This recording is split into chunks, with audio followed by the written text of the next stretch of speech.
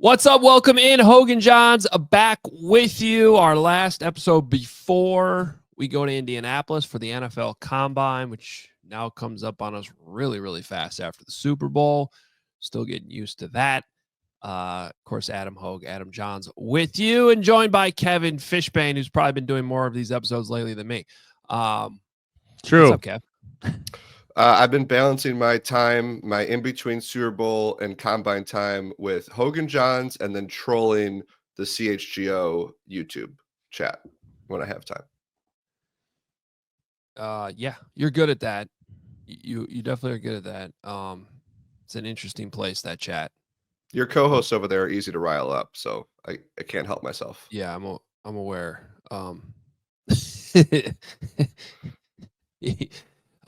I don't know how he reads the chat the entire show and then somehow does a show at the same time. It's pretty impressive stuff. And then participates in the chat too. But see, if you were like a real grinder, Kev, you would have done a solo episode of Hoge and Jahns last week when I was gone and Jahns was dead. That's yeah, I guess I could have done that. That would have been fun. Yeah. You let everybody down. He kind of does that already for the Athletic. I do have my the in-season live rooms are it's 40 minutes of me talking, which is exactly what people pay for. Correct. This is what the numbers show. It's huge. Yeah, it's like Rivals Lunch with Larry. Well, I feel like if I hosted Hoge and Jahns last week, I would have talked about, we had a mock draft, Jahns. So I talked about the mock draft. And then I would have just made a lot of jokes about how my mock draft was better and that how you guys are way older than me. You did get a lot of love for your mock draft. Yeah, well, you could argue that I cheated because I gave the Bears Mason Graham. Yes. And Josh Connerly. Yeah, another one that probably won't be there at 39. Hey, but we're learning about prospects. You know what? In my next one, I was going to say my next one, I'm giving him Travis Hunter at 10. Nice. Yeah, I like that. I'm Joe Carter at 41. Speaking of that, I'm recording my first Bears mock draft later today. I don't know exactly if it's coming out today or tomorrow or Monday, but it's coming. Yeah, talk about losing a step. I remember the days that the Hoge first mock draft would be the Tuesday after the Super Bowl. Yeah, it was for like 12 years in a row. Yeah. And then I was like, I'm going to go on vacation faster. Go get sick on a cruise. I don't think I got sick in New Orleans. So you're patient zero who infected the rest of the cruise. The cruise was fine. No, I did not do that because I didn't even get people sick in my own room. I was literally the only person on that giant cruise ship wearing a mask, and it felt uncomfortable at times. But I didn't even care. I'm like, I'm not getting my kids sick because that's going to ruin the whole thing. So we survived. We were good. But yeah, interesting place to be when you're sick, no question. All right, I know. Let's see what we got. We got a lot of things to do on this pod today. Make sure you are following us at Adam Hoge, at Adam Jahns, at K Fishbain. Read these guys in The Athletic, theathletic.com/Hoge and Jahns, where you go to subscribe. You can find me at allchgo.com. We got our giant diehard draft guide available to CHGO diehards there with our guy Fran Duffy. So that's all available for you. And then of course Dane Brugler killing it for The Athletic as well. He was on the pod while I was out. So we are going to, did we want to discuss the season ticket stuff just off the top briefly? Well, we're going to talk about money in this show. So yeah. Yes. Okay. I mean, I talked about this a little yesterday. To summarize my thoughts, I think you just start with the fact that it's a business, and as long as there's demand for a product, you can't be surprised when the price goes up. And that is the one thing, the one kind of trump card the Bears hold over the other struggling teams in this city is that people are always going to go to the Bears games. It might fluctuate a little bit if the season goes downhill and the weather sucks in December, but for the most part, September, October, the weather's nice. The Bears season's still alive. people are going to pay pretty significant dollars to come to the games, and the Bears have the right with their expenses to say we need to increase ticket prices. Now, on the other side of that, there's kind of the good faith thing, which is these are your most diehard fans that are paying to. I don't even know if that's actually true because the whole thing's become so corporate. But you got a lot of people that really care that do pay for season tickets, and they go through a lot of crap following this team, and you just lost 10 games in a row. So is it the right thing to do? I think that's a different conversation. And Kev, I know John Greenberg had a bunch of little nuggets in his column this morning at The Athletic too, which kind of put things in an almost uncomfortable perspective when you really consider like how much the prices are going up.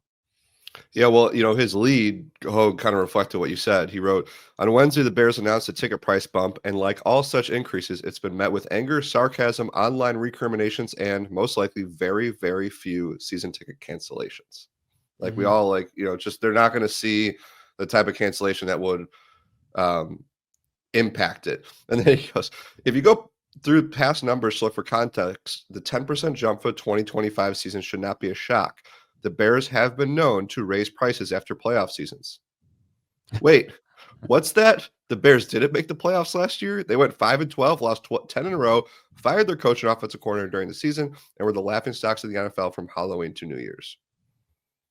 And I'll just scroll. Everyone should read the whole column. But so John used to work for Team Marketing Report years ago, and part of his job was kind of compiling a lot of ticket prices and concession prices. So he has a lot of data, and he said this looks like one of the biggest annual increases since 2006. That year, the Bears ticket prices went up 12.9% going into the Super Bowl season, coming off a playoff season. After that season, they hiked at 9.1%. And he noted the last time there was a comparable 2-year spike because they raised ticket prices 8% last year was 2011-2012, which came after the 2010 team went to the NFC Championship game. So, yeah, they are increasing prices at a rate that is not reflected in the team's performance. And you said, they don't have to base it on the team's performance, but I think John put the stat in here. He had their home record. They are 33-49 at Soldier Field, not counting 2020. They've had 2 winning home seasons in the last 10 years. And in the NFC North in the last decade, they are 11-19. Some of the frustrations that I heard from season ticket holders was just tell us how it really is, in a sense, where the cost of doing your business, albeit football, is more expensive. You just hired Ben Johnson, signed him to a 5-year, $65 million contract. It's a lot of money for a first-time head coach. You, as Kevin, as you noted before the show started, you have a bunch of new vice presidents. You want to build a new stadium. The cost of doing business is more expensive for the Chicago Bears, hence the increase. Now, I know there's all sorts of different layers to that, but guys, we've been doing this for a long time. Remember the days when the Bears didn't put out their statements or their letters where the season ticket holders that we knew would send it to us and start complaining right away? Hey, get this. Here's the email I just got from Ted Phillips. And it was laying out the price increases for their seats, because it's not 10% is the average. Some go up even more than that. Some are less than that. So it all varies from person to person. But, when I got that email from the Bears yesterday, you know what it is? They're announcing something that nobody's going to like, and they're just trying to put a bunch of words around it. Well, let me read you this paragraph, and you guys can tell me what you think of it. As part of our 2025 planning, we have taken diligent and deliberate steps to evaluate our overall ticketing structure, Utilizing in-depth analytical methods is critical to creating informed organizational decisions.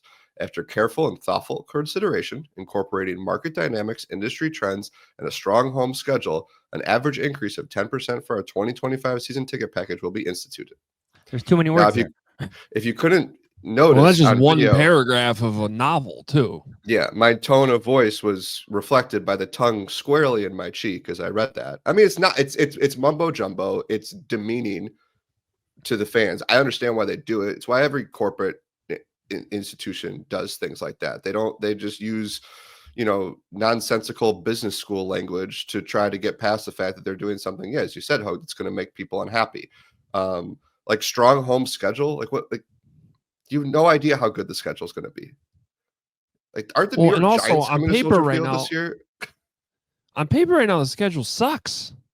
Yeah, it doesn't just like, again, this would never happen. So I understand that I'm like talking to the wall here, but I'm talking to you guys, but like my request, like just say, yeah, as Johns, as you said, like we have a lot of things that we have to pay for. We just hired a guy we think is gonna be a great head coach. He's cost a lot of money. We've got stadium stuff we got to worry about. We're trying to, compete with all the teams in our division. And look, we need more cash. And so you guys got to give us more cash, even though, by the way, the salary cap just went up, what, 25 million? Yeah. You want us to sign Dre Smith? Pay more money for our tickets. Here's the thing. Why don't, and John mentioned this in his column, how about you do like, and maybe they will, maybe they have, but like, is there anything they could do around concessions, parking? Like, why don't you slash something? Right. As a sign of goodwill. Well, and that I could go on my 1 millionth rant about concession prices. Like, it's to me the easiest thing you can do to just like throw a bone to your fans. Just object. The concession prices are ridiculous. I mean, the fact that a beer could cost over $20. I don't even know what it is, but like I've been to other games. And the other thing too that's annoying, you have to buy the beer that's like bigger than your head. And so which a lot of Bears fans have needed in the last 10 years going to Soldier Field. Right. But by halfway through it, unless you're chugging it, it's just like tastes like crap. And if it's hot out, it's warm. Like that's just annoying. Like, why can't I just buy a $5 beer that's a regular size? It's just now for the Bears, I think it matters less. The other teams in town that might be struggling to fill the seats, I think it's the easiest thing you could do to get people to show up. Hey, you could come to the game and buy a $2 hot dog and a $2 soda. And by the way, this has been proven to work. Proven to work. The Falcons have done it. The Suns are doing it now. There's a host of teams. I think the Twins might be starting to do this year. It's been proven to work that you actually end up selling more concessions overall and you get more people in the building, because right now it's just too expensive to go to games. It sounds like the Bears need to run their advanced analytical model on that. Yeah. By the way, do you know of the 5 non-division teams who are coming to Soldier Field this year, how many of those 5 made the playoffs last year? One. And it was like the last team in. So are you saying it's not a strong home schedule? Well, I would say that nobody knows how strong or weak a schedule is until we all know that. Like, strength of schedule is a tough thing to do. But for them to say right now, we believe we have a strong home schedule. I mean, how many people in Chicago are clamoring to go to that Saints-Bears game? What I know is this would be easy for everyone to stomach, even the critics, if the Bears were 12-5. Of course. Not 5-12. What I know is that George McCaskey was more angered by the Lions fans buying out Bears fans tickets, as opposed to, I don't know, hearing sell the team chants. Like, that angered him more. But I'm going to promise you it's going to happen again if the Bears do not win. Lions fans apparently travel as well as Bears fans now these days. And I do think, Hogue, I do think you hit it at the top. The Bears have the right to do this. There probably are some legitimate financial reasons for them to do this. Like, I'm not disputing all that, but I totally understand why fans would be frustrated and how that letter is not going to make anybody feel better for the people who have gone through what they've gone through as Bears fans to, fork over more money than everybody expected an increase for that kind of increase this year. Like, it's just it's going to be hard for those people to stomach. By the way, you can do what the Blackhawks did to me, too, which is you don't send out a wordy letter. You just send out an email that says your invoice is ready, and then you open it, and you're actually confused on whether or not it's less or more. And then they tell you they're building a building over the parking lot they usually park in. We're not going to invoice you, even though the price that include parking is still the same as it was last year. So they could just confuse the hell out of you. That's another option. And then have to. That's why I've been looking at over here on my other monitor, because I've actually just opened this up to see if there's anything I could bring to the table, and I'm just looking at it, and I'm just generally confused. And I got this, by the way, I got this email, like, I think the day before the Bears sent out this email or this letter to their season ticket holders. So, but I think I'm less angry about this than than if they had sent me like this wordy long email that was like, your team's in last place, but because of all these analytics and all this stuff, we're going to raise your prices. Correct me if I'm wrong, but aren't the Blackhawks kind of investing in the neighborhood over there where they're creating an entertainment district full of restaurants, theaters, and like a brand new hotel? Yeah, both teams, I think both teams are involved in it. But yeah, the Reinsdorf bought up a bunch of the lots, and they're going to start building on it, which is why I think parking is going up, undetermined right now, because the market for those. With lots, with those competing lots now gone, I mean, you could increase the. You know how this works? It's supply and demand, right? Increase the prices on the United Center lot. Well, and while they're building, whatever they're building will probably include some parking, but like until it's built, if they're building on all these surface lots, like where the hell are people going to park? I don't know. That's a different conversation. But anyway, that's probably enough about that. Like I said, off the top, I understand season ticket holders kind of being appalled by even non-season ticket holders. Like, the optics of it are just not great. On the other hand, it's the NFL. The salary cap's going to keep going up. The TV dollars are going to keep going up. The players are going to continue to make more money. The coaches are going to continue to make more money. Everything's going to cost more, and that means your ticket prices are going to cost more. And I don't know if the bubble's ever going to burst. It seems to be a pretty expansive bubble that the NFL has built. And at the end of the day, consumers do have a choice, even if they make that choice harder and harder for you. I think Mark Potash put it great not too long ago. The Bears are selling an addictive product, and the addiction continues to spread from generation to generation. Although I feel like there's some gaps in there now, given all their failures in the past few decades. Yeah. Do you want to start talking about the players on the field now, spending money that way?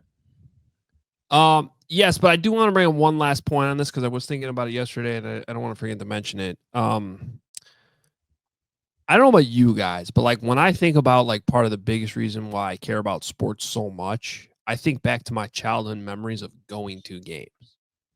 So I do wonder, the more and more we price out families from being able to, and I don't know about you guys, but I know it's happening to me.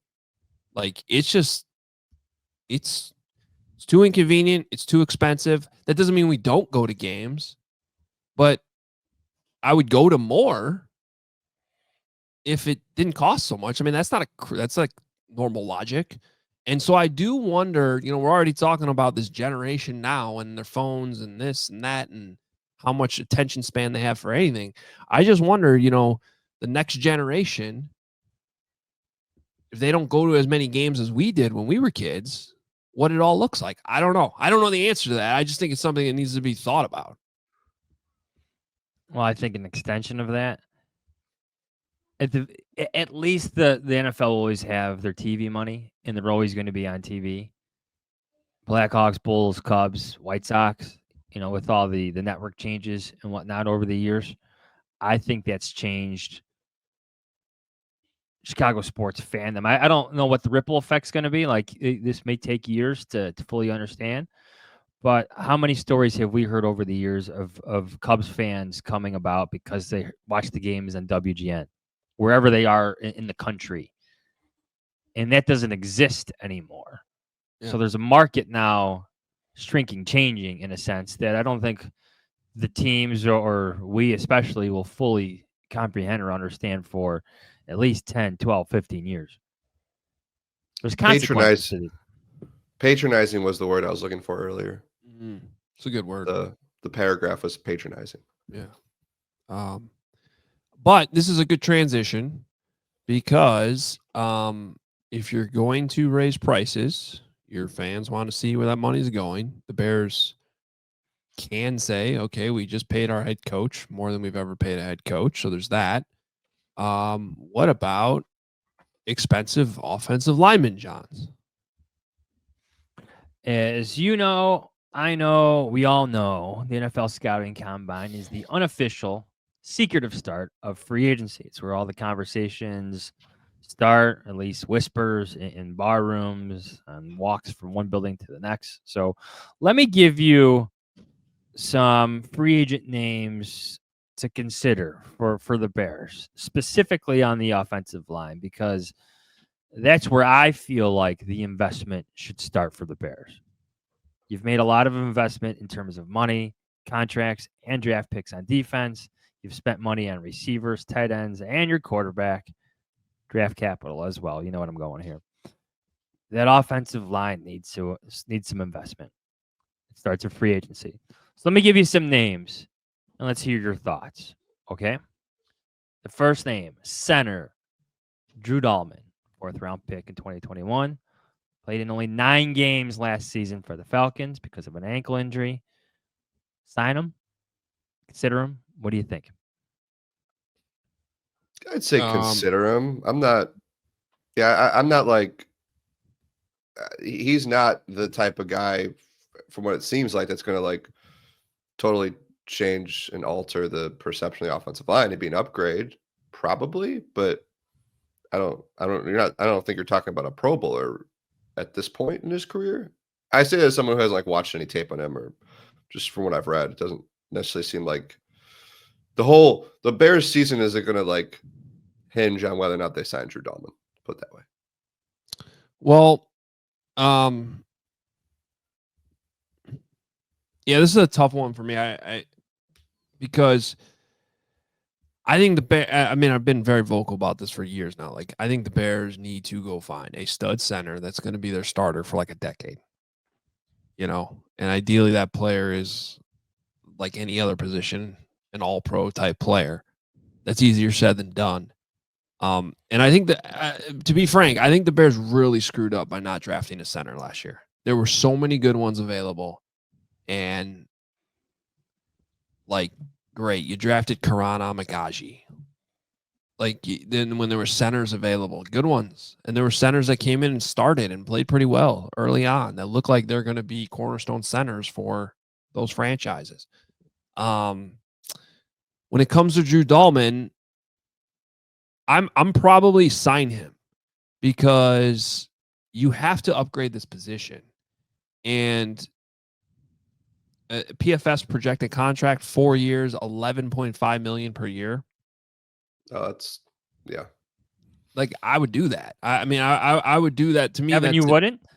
No, I would. I think that's fine. I'm not against signing him. I just don't know like if he's got to be your number one priority at the position necessarily. He's 26, so are you going to get 10 years out of him? No, but you probably get at least 3 or 4, and it would be an upgrade.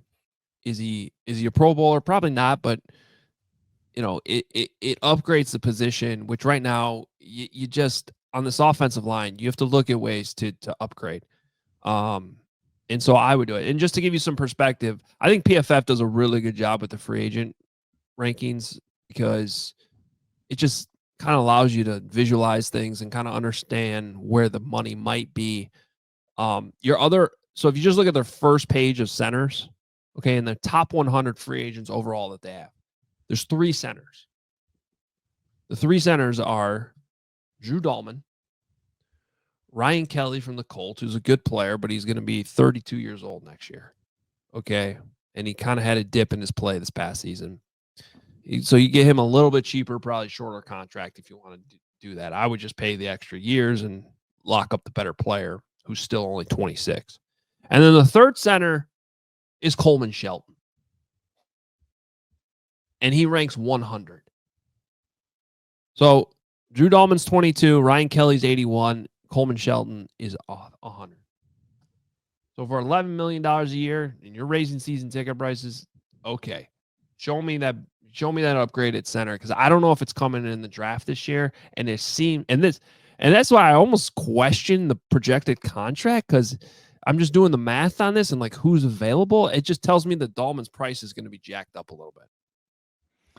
If I had one big takeaway from our conversation with Nick Baumgartner on Tuesday, it was the importance of Frank Ragnow, specifically in turn, like what Ben Johnson, how he runs his offense, responsibilities up front, and just how valuable he was to the entire operation, Ben Johnson's operation. So I would think that solidifying center is high on the list for Ben Johnson. I don't know if that's going to be Coleman Shelton, a return for him after a 1-year deal last year. Here's another name for you, though. Evan Brown started last year for the Cardinals. He has Lions connections.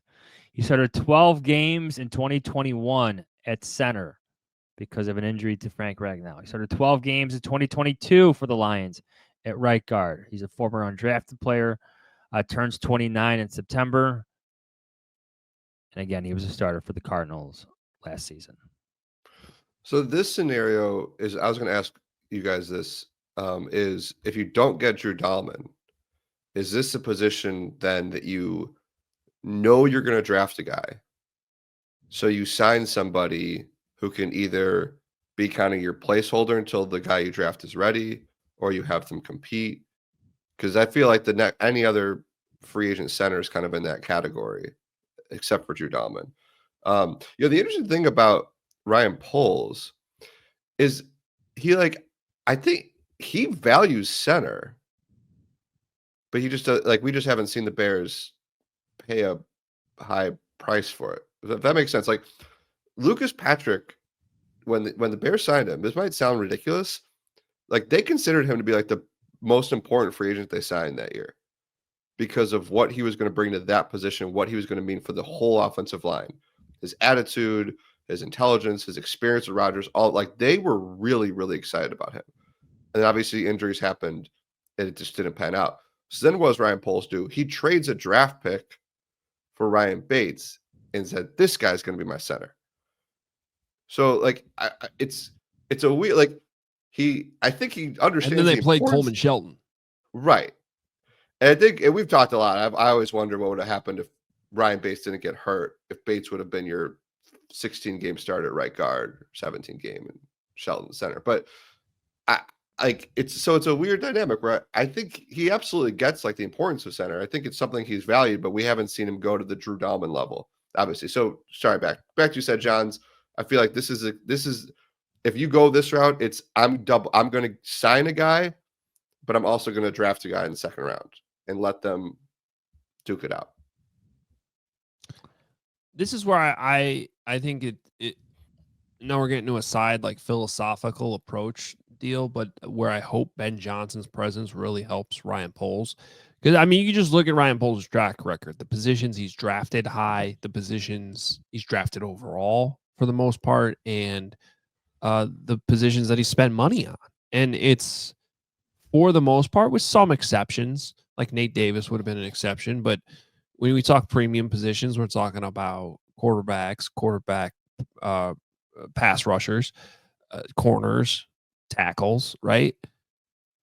But when you look at how the Lions have kind of put together their good offense, you bring up Ragnow, you bring up how they drafted a running back in the first round, they still value the premium positions in the NFL, but they're not afraid to fill the gaps elsewhere. Now, another big exception Ryan Poles did do at one point was spend the money he did on the linebackers, right, with Tremaine Edmonds and TJ Edwards. But even then, he was kind of bargain shopping because he turned one premium player in Roquan Smith into a lesser version of Roquan Smith, and then a pretty good value in TJ Edwards.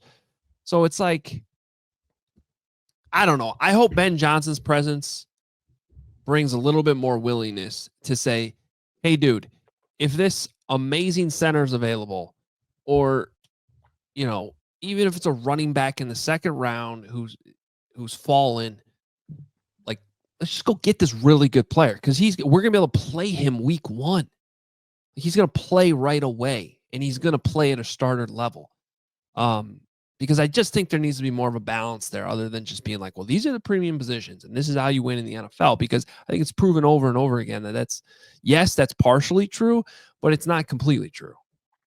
Well, and then there's an obsession with certain traits over other traits. It's why I'm watching Will Campbell's arm length at the combine, because this could be another Peter Skronsky story where he falls from a top 5, top 7 pick to out of the top 10 because of his arm length, regardless of how good he can actually be as a football player.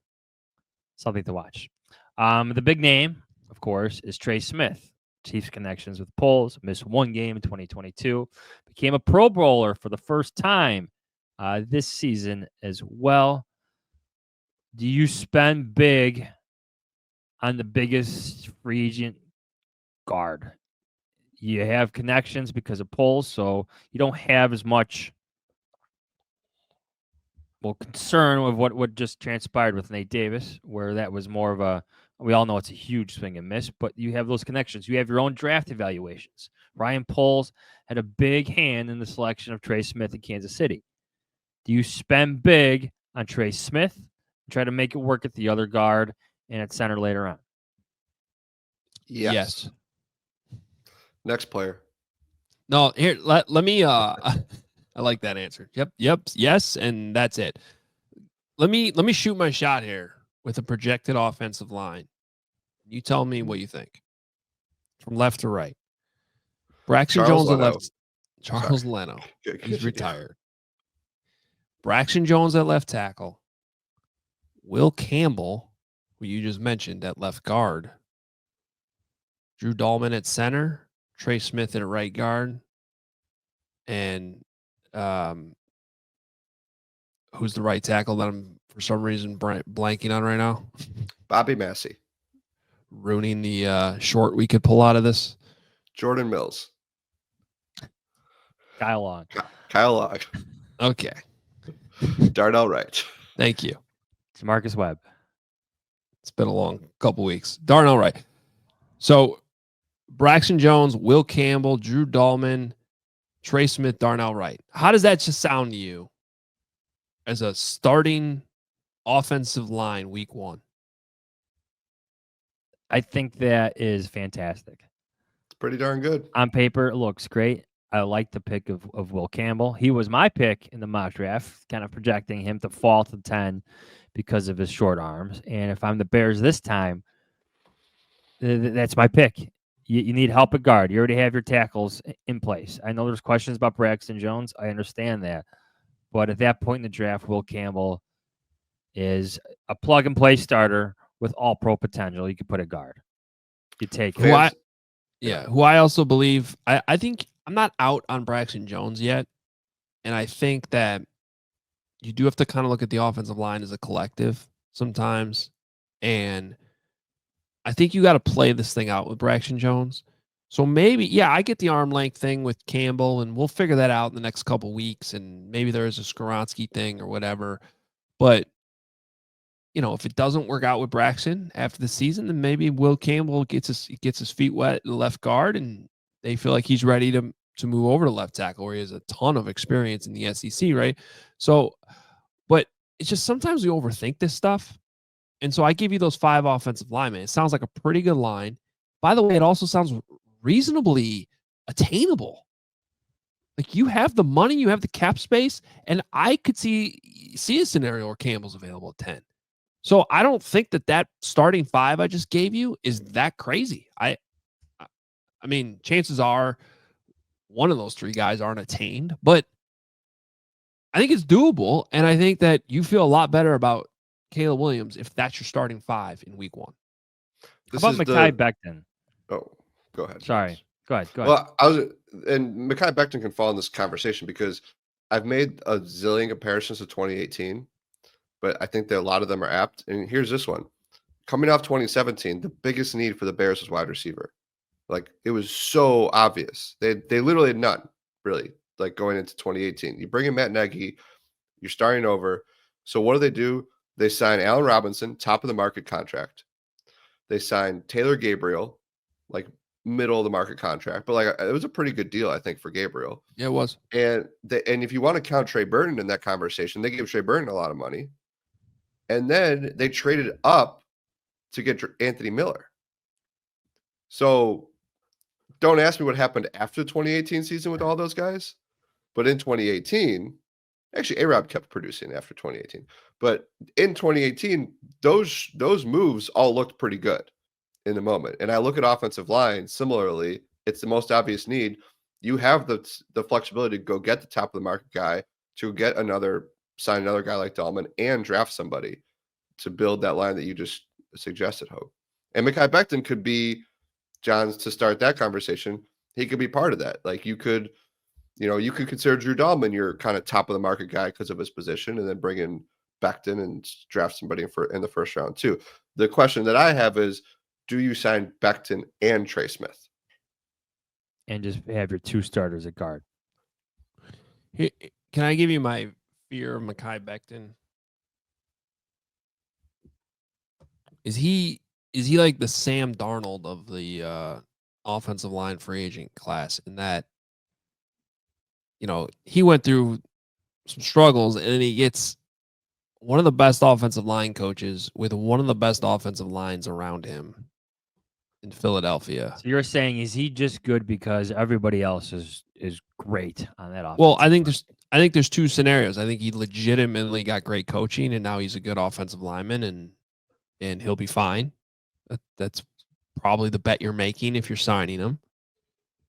The other one is how I look at Sam Darnold. Like, do I think Sam Darnold, wherever he ends up, if it's not Minnesota, is going to be the same player he just was in 2024? No, I don't. I don't think he will be. And so I think that's I'm not saying I'm out on, I think I'd probably put Mekhi Becton in considerate category, but I'm not all the way in on signing him because of that fear I have with that specific situation. He's your number 2 if you're the Bears after Trey Smith at guard. Yeah, but that's a pretty significant drop off. Which he is why he is a former first-round pick. Yeah. Did go to an absolute awful organization in the Jets. So I'm not sure if I'm holding that against him. I believe he missed he missed the entire 2022 season with the knee injury. They just win a Super Bowl. I know what you're saying. Like, did the Eagles, just being the Eagles, did that elevate his play, or did he actually elevate himself and make the Eagles better? That's a question for GM, scouts, and a lot of analysts to look at. And Jeff Stoutland probably is the best offensive line coach in the league. So, and I don't know enough about the Bears' new guy yet, but it seems like they have struggled to get really good offensive line coaches. So hopefully they have that now, but I don't know. I think that's got to be under consideration. One of the reasons why I just think getting back to Trey Smith, I just think it's so obvious. Position in need. You have the money, you have the cap space, you have the connections. Just do it. That's got to be the obvious one. And also remember, every free agent is quote unquote an overpay. Like, that's just, and you don't really know if it's a quote unquote overpay until you see how he plays. Until he underperforms, right? Because of the contract and the expectations that come with it. Can I give you some other names that I just find just interesting, because we've talked about some of these guys at length over on this podcast for years. So some other free agent guards, or set to be free agents, include Zach Martin, Brandon Scherf, Kevin Zeitler, Zeitler, and James Daniels. Zeitler and James Daniels. I don't think James Daniels is returning, but those other 3, given their experience, given how well they've played in their careers. Do you consider them? I don't think Zach Martin's leaving Dallas, but you've loved that guy from Iowa for a long time, Adam Hogue. What do you do? Zeitler's the most interesting one just because of the Ben Johnson connection. Mm-hmm. Right. Now he's God, about to be 35. Yeah, I would say Brandon Scherf's been in the league forever. Zeitler's been in it longer. Yeah. And he was drafted in 2012. James Daniels is not coming back to Chicago. Not after his final Zoom. What was the final Zoom? Would he get it in with Potsy? It was an uncomfortable back and forth with the. Oh, and that doesn't exist anywhere, right? Yeah, it's like gone from the internet. So yeah, you can't. Yeah. Remember that. Someone probably has audio of it somewhere, but I forgot about that. We should have Bears. audio of it. The Bears didn't run it. Yeah. Anyway, I don't even remember what it was about. It was I think I found the transcript recently. It was essentially about like trying to understand from James Daniels after like being with Kirk Ferentz in Iowa, like, so you were with a stable situation with a coach who'd been there forever, and then you had to come into this, like, yeah, compare that, and James Daniels like wouldn't compare it, and it was it's turned out that he's had a nice career, James Daniels. Johns, you didn't mention Will Fries. Oh yeah, he's been hurt. I don't like putting guys that have been hurt like on my list. I agree. He's a gamble because he was kind of a 1-year wonder, and that 1-year wonder was, I think, 5 games last year. So that's a gamble. PFF projects his contract though 4 years, $14.3 million per year. He's coming back from like a broken leg. No, like, I'm sorry. Like, I have him on the list, but I don't want to include him because he has a broken leg. He's coming back. Hopefully healed yes, by now. But I'm sure. Yes, but like, no, don't buy damaged goods. Okay. Well, is this damaged goods? Because I just want to share this because I think it's interesting. Tevin Jenkins is PFF's number 25 overall free agent available. They got him projected at 3 years, $13.3 million per year. I just think the Bears have so much information on him at this point that if they did want to re-sign him, they would have already. Yeah, because he's going to cost more starting on whatever that date is, March 10th. Okay, can I ask you guys a question? What if Ben Johnson, like, really, really, really wants to sign Kevin Zeitler? I would do it. I would not do it in lieu of Trey Smith, but if you want to plug him in as the left guard right now, dude, he's been nothing but stable and consistent in his career. He played in Baltimore. He's been good at Detroit. He's been durable. And Ben's going to know. If the Bears sign him, it's because Ben feels very confident that Kevin Zeitler at 35 years old can still play and can remain healthy, remain consistent, and is going to be a perfect voice in that locker room. And I think it would be an upgrade. I mean, the question there is just the age. So, I mean, they're projecting Kevin Zeitler a 1 year, $6.25. Oh, yeah, done. 100%. Yeah, he's missed only 6 games in the last 10 years. Yeah, I think that's an easy. That's an easy one. Zeitler and Trey Smith. Draft grade Zabel. Play Zabel at center. Yeah. Also, is it crazy to also remember that Karan Amagaji is like part of the conversation when you're looking forward? He was a 3rd round pick. I don't know like how, and I don't know what position necessarily, but I don't want to like write him off. I'm very curious what Ben Johnson's evaluation is of him.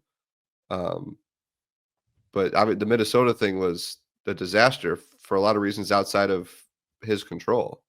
I just think, 3rd round pick, he's still there. Barely played in his rookie year. I think he needs to show a lot more before I start taking that seriously. Because that just did not go well last season. Do we want to talk about combine? Just what we're looking for? I mean, the most obvious stuff for people that don't know. I mean, we're going to hear from Ryan Poles and we're going to hear from Ben Johnson on Tuesday next week. So in terms of when we'll come back, we'll wait till that all happens on Tuesday and plays out before we react to it here on Hoge and Jahns. First time Ben will be talking since he was hired, since he had his introductory press conference, and first time in front of more of a national crowd. I mean, all the local beat writers will be there too, but it's in a big conference center with all the media around the league can walk up to the podium and ask a question if they want. So that'll be interesting. I'm assuming some Lions writers will probably sneak their way in there with some questions. And there'll be some really random questions from the field as well. It's really just a bad setup, if we're being honest, in terms of media availability. If I put this in an article for The Athletic, it was just a few years ago where we heard Mandy Eberflus kind of detail what he looks for in a 3-technique defensive tackle, what he looks for a cornerback, a defensive back, what he looks for in certain positions. I want to hear what Ben Johnson has to say about the running back class and what he looks for in that position, what he looks for in slot receivers, what type of offensive lineman he's working on Ryan Poles with to evaluate. Like, what are the traits that he puts before other traits? So to hear his own football philosophies, which is part of his own football vision, I think you'll get some of that out of the combine. I'd be curious what like the Ben Johnson, Dennis Allen impact has been on Ryan Poles and his scouting staff. Like, what kind of things have they had to maybe readjust in terms of looking for guys that fit what those two coaches want? I'd be interested to see if there have been many changes in how that dialogue has gone. He's had some swings and misses on the defensive line in New Orleans. Like Marcus Davenport is a big name where you're looking at certain traits and there's certain projections there. If you look at some of his selections, there's like a certain size that he wants out of his pass rushers. So if you want to look at some of the prospects, big guys, long arms, kind of like Eberflus, but he's missed on some guys. With they also let Trey Hendrickson get out of the building too. Yeah, who's turned into probably one of the top 3 pass rushers in the league. So I know what you're saying, Kev, but yeah, well, it's a good pushback. It's a good segue, Johns, because I wanted to quickly mention the Athletic beat writer mock draft that came out today. I represented the Bears. Yes, Hoge? I just had one more thing I need to know at the combine, and that's just the average time that Greg Braggs gets home every night. Is we talking 3:32? Where's the don't care on the soundboard? No. There it is. No. There it is. Is he gonna wear a suit again for the Bears Day? I don't know. Good question. He didn't go full suit in New Orleans this year. He's learning. Mainly because I told him it just looks ridiculous when I have a evolving. hoodie on and Carm's dressed versus you're wearing a suit. All right, so the Bears are on the clock at Bears are on the clock at number 10. Will Campbell was off the board. Mason Graham was off the board. Armand Membao from Missouri was off the board.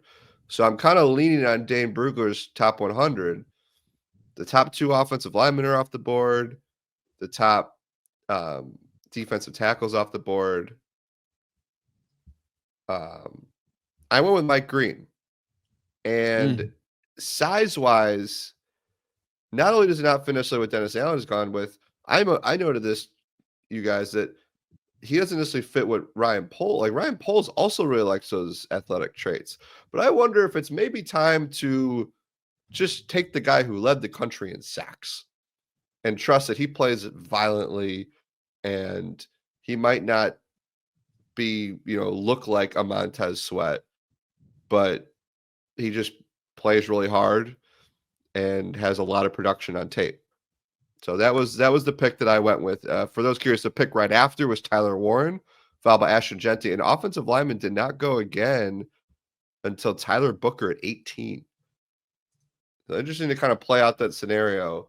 And curious how So you you're guys would have saying, handled it. yeah, you're saying that Mason Graham was off the board, Will Campbell was off the board, Membu from Missouri was off the board.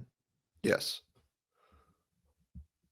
I I guess I could have gone Shamar Stewart if I Yeah. wanted to, a little bit more of the guy that probably fits some of the height, weight stuff that the Bears could prefer. Here's the thing: like when you watch Mike Green, this could be a bad comparison.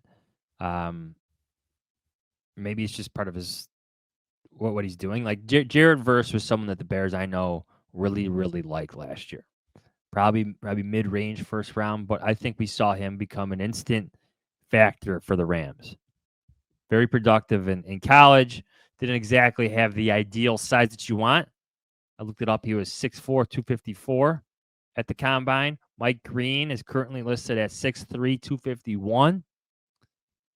But I think with Verse, he just knew you had a good football player there.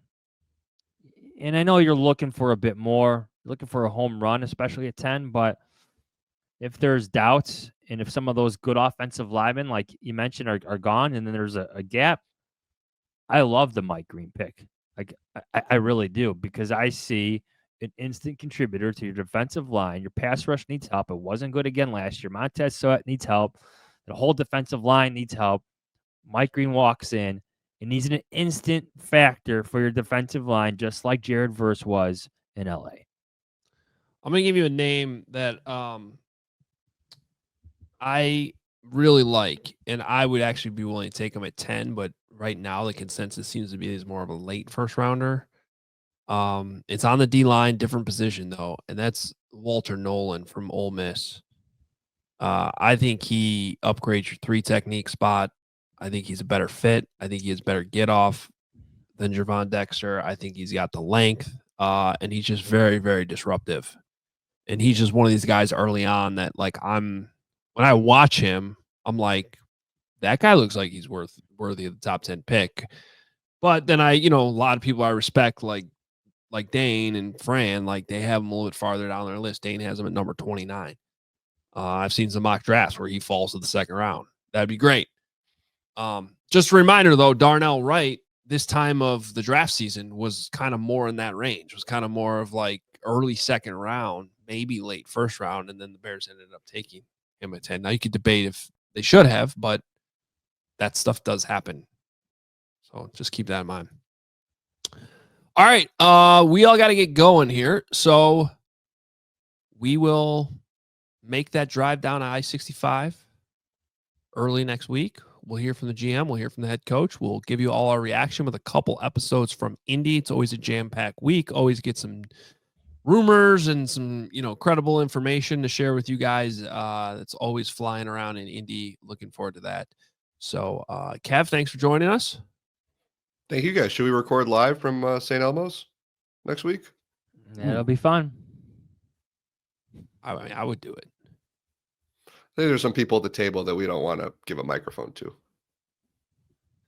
Yeah, always. Follow us on Twitter. Read these guys in The Athletic. Go to hogeandjahns.com. Get all of our merch, like that shirt that Johnsy's wearing today, the football shirt, one of my favorites. We will talk to you next week from Indy. See ya.